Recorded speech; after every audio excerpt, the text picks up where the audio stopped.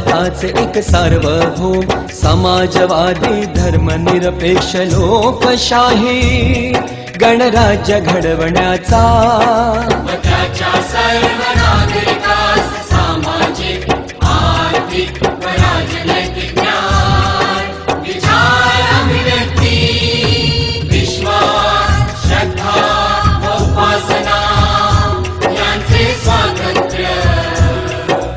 दर्जाची व संधीची समानता निश्चितपणे प्राप्त करून देण्याचा आणि त्या सर्वांमध्ये व्यक्तीची प्रतिष्ठा व राष्ट्राची एकता आणि एकात्मता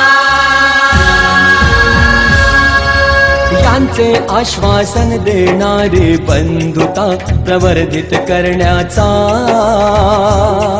संकल्पपूर्वक निर्धार करून आमच्या संविधान सभेत आज दिना